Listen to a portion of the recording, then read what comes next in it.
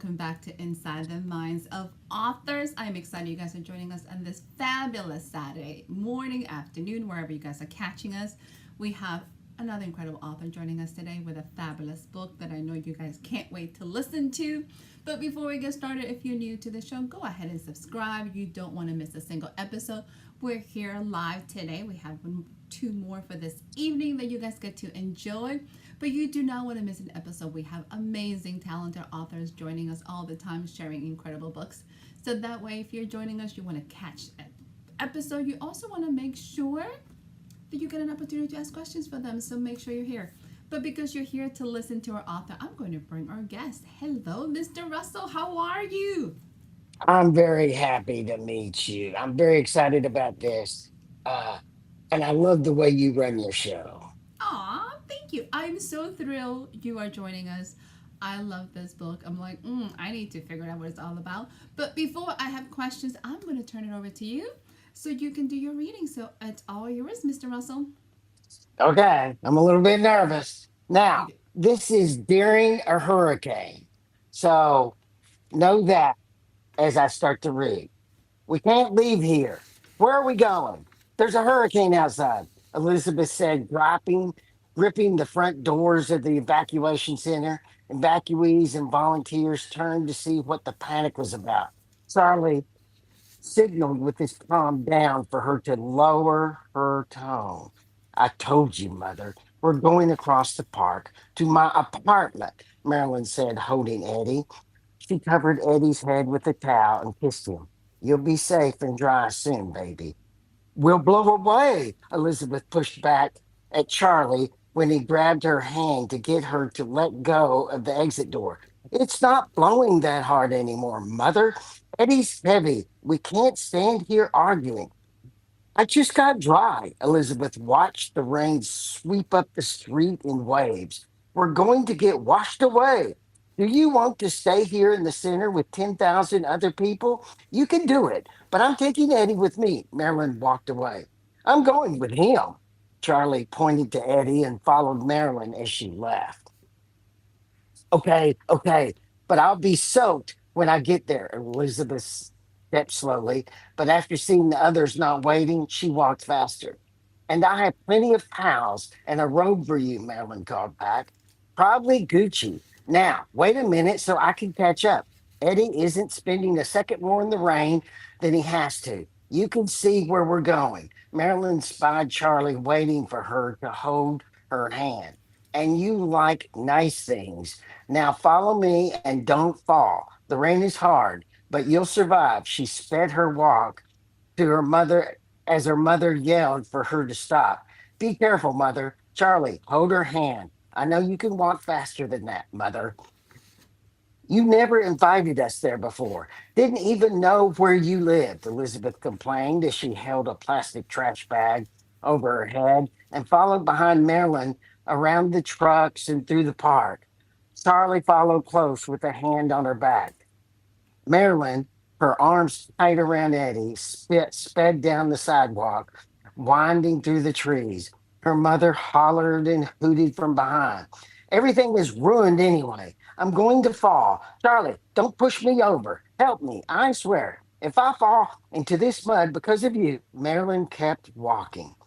Can't you wait? This is awful. Where are you taking me? I told you. Elizabeth, please just keep going, Charlie pleaded. I am. You almost made me fall. The smiling concierge in his suit, holding a stack of fresh folded towels, opened the large glass doors as Marilyn crossed out of the park and through the middle of the abandoned street to Marilyn's tall new high rise. Welcome home. Here's something to dry you off. Thank you so much, Marilyn.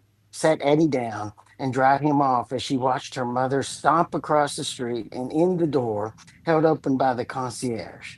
That was horrible. You just ran off and left us. I thought Charlie wasn't going to make it. Elizabeth grabbed two pals from the concierge without acknowledging his presence and shoved one at Charlie. Dry yourself off. She stood dripping, looking at the high ceilings, marble floors, rugs, and modern furnishings, and shook her head with a deep frown. I'll stop there. You probably want to Ooh. know the context of what that I was have about. I have questions and we're going to get started. So thank you, Mr. Russell.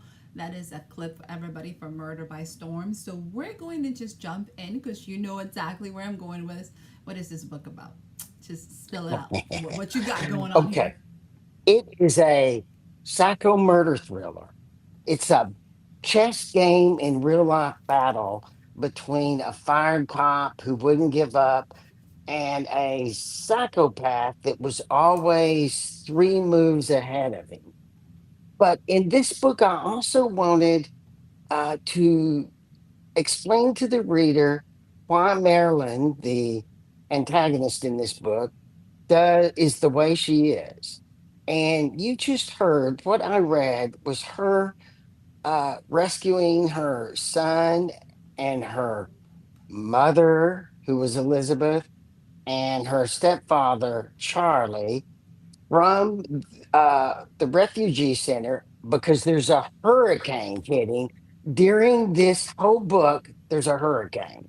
That's so you have everything happening during a hurricane. And this is a little explanation of why Marilyn's the way she is. You heard what her mother was like. I don't blame her. Like there is a hurricane and this people just complain like you never invited me to your house. I'm like, you could have just stayed where you were. So I understand. Well, she's This trying to hold her baby and she wants her to wait on and, and because I wanted, as bad as Marilyn is, I wanted by the end of the book, the reader to say, okay, I get it. I oh, get it. I don't need the end. I I got it get it. right now. I was like, oh yeah, this is I this get is it. why. So tell us, also, where did this idea come from? Because by the way, why would you set a murder on top of a hurricane that is already a stressful, painful situation, and then add all of this? Where does this idea come from? Okay. Well, my wife thinks it's because I'm weird. You're an Because author. so I have this story with these characters, right? And this was the sequel to Murder for Me. Uh, and my challenge in Murder by Storm is, as I already said, I wanted to write from the perspective of Marilyn, who is the antagonist in this, so that the reader could understand what was going on and not just black or white, good or bad, but all the gray areas and the positives in the bad and the evils in the good. And as I'm writing this, uh, I'm from Houston, and we had just gone through Hurricane Harvey. Mm. And the thing about Harvey was that it was so slow that everyone in Houston knew for 10 days that it was coming. So you had all this anticipation and craziness for 10 days. And then Harvey came to sit on Houston, and then it just stopped for 5 days. And so you were in a hurricane for 5 days, and then all of a sudden it just was gone. And the weird part, the reason my wife thinks I'm so weird is the whole time I'm like thinking, wow, what a great time to commit a crime. The police, they're busy. They're not where they need to be. Nobody can get around, so no one could rush one place to the other. And there's nothing that wipes away DNA like floodwater, because when floodwater hits stuff, there's nothing left. Oh my God, Russell, Yeah, like that is brilliant. I don't know about right, weird, kind of scary, but you're an author, so I can relate. That is right. brilliant in so many different ways, and it's like, oh wow, okay, continue. And there's another part. This is real important too. So when really, really bad events happen, people start forgetting about all their divisions and they start helping each other. And I witnessed during the I've been through several hurricanes, but especially Harvey because it sat on the city for 5 days. I was across the park from the refugee center. So every day, because I lived in the high rise, I'm writing about in the book, right? So I would walk across that park in the hurricane to the refugee center and all day help people. as the National Guard trucks would bring them in. You know, they've lost everything, they're soaking wet. And I would help them. I did that for 5 days. And then after that, I spent a month in work groups showing up at strangers' homes that had no family or friends to help them. They just had a house that had been completely destroyed.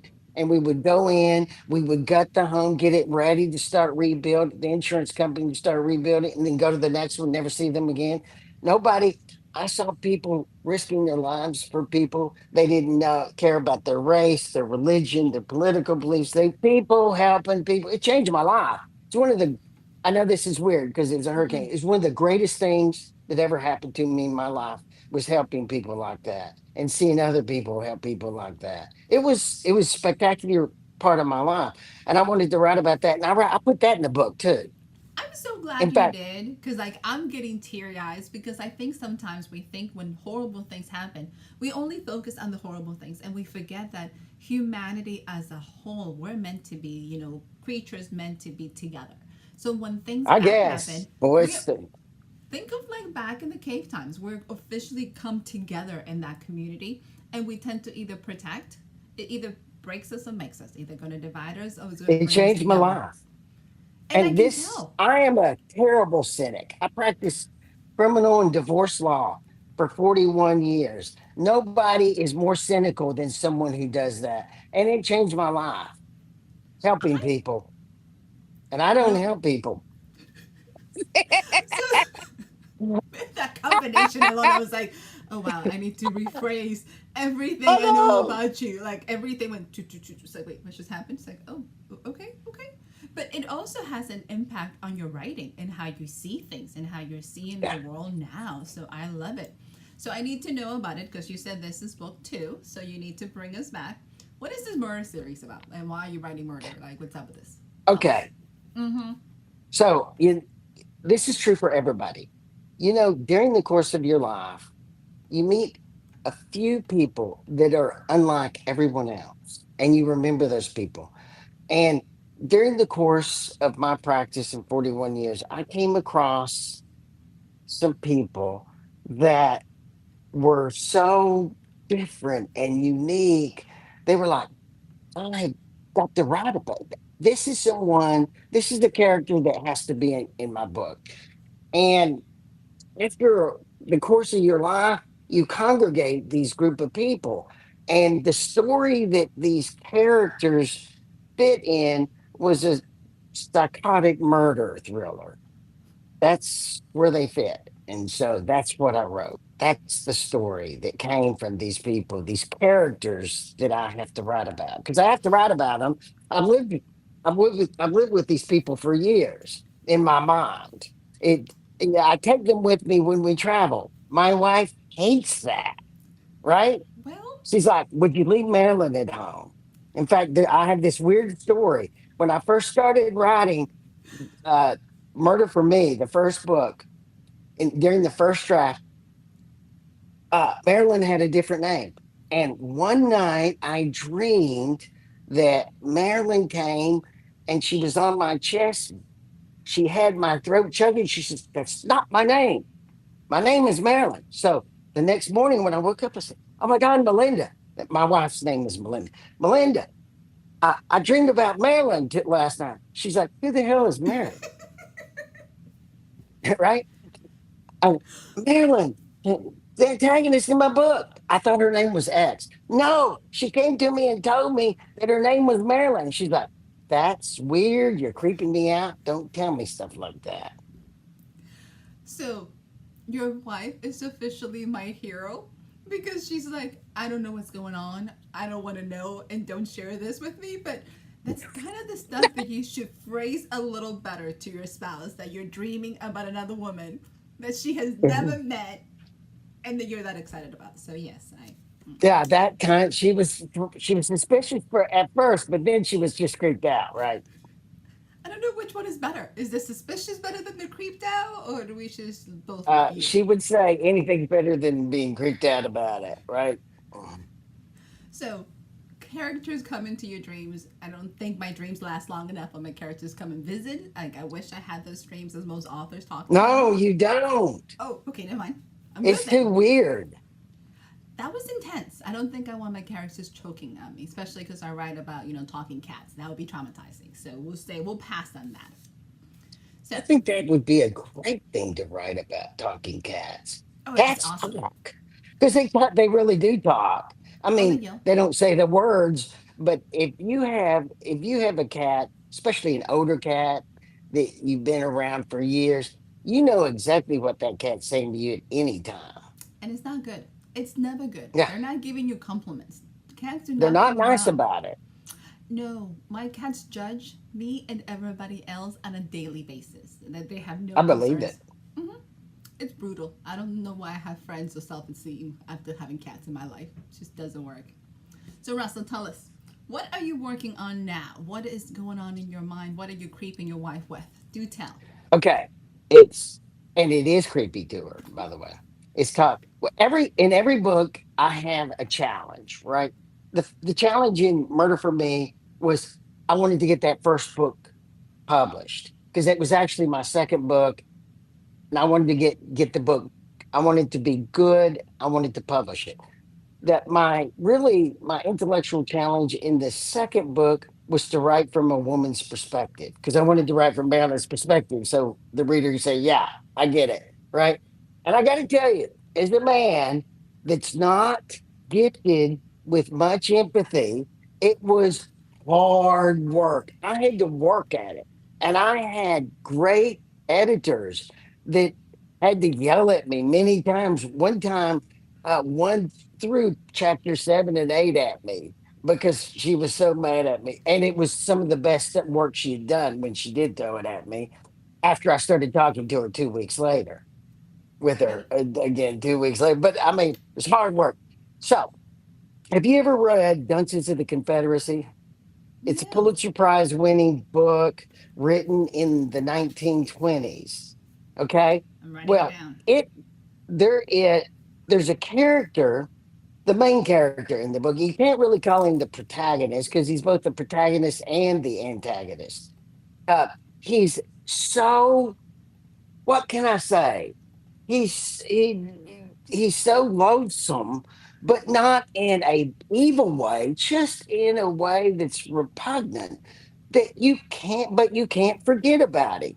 It's the kind of character that when you're in the shower, you think of this awful person.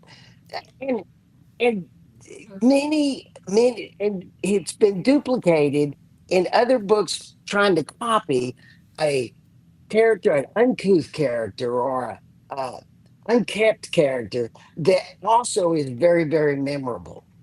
But they're always trying. This is the character that is the basis for those kind that you Okay. see in modern literature on TVs and shows.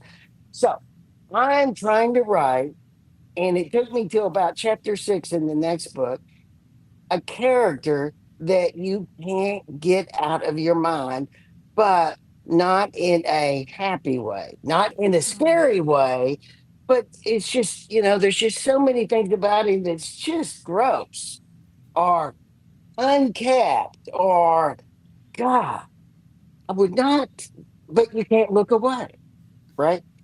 I'm right. And so that's my challenge to write a character that you just can't forget about. And that's the challenge in my next book. so what is the plot murder that you're going to have this poor person experience? Because it's not going to be pretty. It's called Murder for Trial, I like the title. and Yes. he's on the jury. Ooh, okay. So you brought it up, and I need to kind of poke at this. How much of your personal experience as a lawyer comes into your books, or is this the first one that you decided? Yeah, let's have a trial in here. I've tried over 100 jury trials, so there's lots of my personal experience in this. And in fact, here's something that I want to put in the book because really people don't know it, and that is there are multiple sets of truth or facts uh, when there's a trial. There is the publicly known facts. That is what the public knows about what's going on in the trial, what they know. That's one set of truth or facts. The next set is what some of the lawyers, district attorney, maybe the judge, they know a lot of the secret facts that the public doesn't know. No one will know, and no one else will ever be told. And many times it's not even mentioned. Okay. Then there's a third set of facts. Those are the facts that the jury gets to see. And many times that set of facts or that truth is very, very different than either what the public knows or what those few attorneys and the judge know. Very, very different. And that's why you might read in the paper that a jury finds X and you're just stunned. How could a jury find that? That's because the facts that the jury hears or knows is so different than what you know or what is really there. And that is something I wanted to write about. That is amazing because after so many different, you got the shows, you got all this stuff. You're the first person that has nailed that to a point that I was like, I had no clue. But it makes so much more sense. Like all of these Oh, things we yeah. listen to were like, oh, that's why.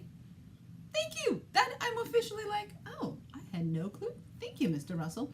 Okay, so this You're book coming welcome. up, when are we looking at it? When is it coming? When are you gonna like bless us with this one? Because I'm First excited. of next year.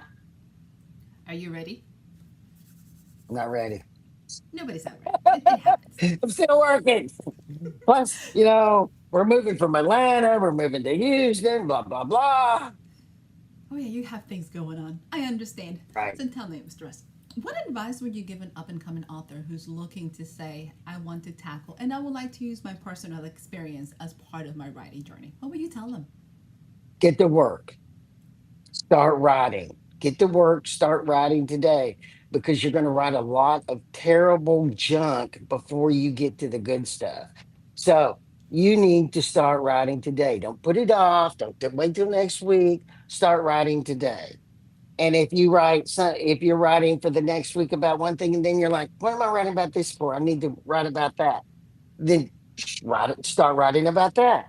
But you need to write, and because it's a skill. It's a skill you got to work hard at. So get to work.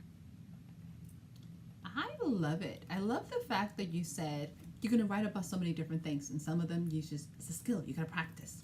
So love it, Mr. Russell. Where can our viewers, where can our listeners find you? Where they can learn more about the books, where they can keep in touch? What are your socials? Tell us. Okay. RussellLittleAuthor.com is my link, and you can get all my interviews. This interview will be there ASAP. You can see about the books. You can see about my fire award that I won. You can see about updates. If you want to find out what I'm really thinking or doing on a day-to-day basis, the best place to go is my Facebook author page, Russell Stories, uh, where I post all the interviews, articles I'm interested in, books I'm reading, books I think other people should read. Like just yesterday, Dungeons of the Confederacy, I posted something about that because, I love that character. He's awful, and I think I could do better. I love the fact that you're like, I think I can do better. Love it. I do. I'm going to go to your page because I need this book. I literally need this book, and it's on my notes, and it's going to get lost. So I need to go find this. So yes, Mr. Russell, it's been such a pleasure having you. But before you go, are you ready for the lightning round? Yeah. I hope you're ready for my answers. Well, it's super easy, so don't think too hard about this, and we can go. Coffee or tea? Coffee. Didn't have to think about that. I'm a Okay. coffee guy. Really? I'm a, I'd rather drink. I'm a bourbon guy, but I would pick coffee over bourbon. Oh, that's a thing. You are legit. Okay. Yeah, Gummy bears or Sour Patch? either. Sounds like a plan. Unless the gummy bears have like vitamins in them or something, or It, something. that's how I take my vitamins, so I can't say anything. Beach or lake? Beach. Lakes are dirty. Desktop or laptop? laptop. Okay. Here's a little different. Let's see how you do with you. If your life had a warning label, what would it be? Rage. Because you know that the poem, Rage, Rage Against the Dying of the Light. Uh huh. Do not go gentle into the good night. That's how I live. I love it. Nice. And Mr. Russell, a pleasure. So much fun. Do you have any closing remarks for us? Yeah, you're fun. You ask great questions. I want to be on your show every week. I Dr. mean, you're Vicky, that good. Thank thank you you. for letting me be on. It is so much fun. I have had a blast. I am so glad you joined us. You need to come back next year for the next book. So, like, I need to tell Mickey, like, Russell needs to come and hang out. So, Please. make sure you sign up because we need to have you Okay. back. And we do a podcast, Author Talk, and please make arrangements to be on our show I have been on your because you're show. awesome and I want you to be on my show too. Absolutely. It's been a blast. Mr. Russell, amazing time. Congratulations on the book. You need to let us know on the next one because I can't wait. And thank you for taking the time. I know you're moving, you got amazing things to do. So we won't take you much. For everyone, make sure to follow Mr. Russell. Go check out the website. Go check out his Facebook page because it will keep you entertained. And make sure to get the book. We can't wait for more. And remember, if you're new to our podcast, you don't want to miss a single episode, go ahead, my friends, and subscribe. We have new authors, we exciting books all the time, and make sure you join us on this amazing time. So I have another one coming up on the hour at 2 o'clock, 2:05. Come back and join us, and we'll have a great time. Bye, everyone.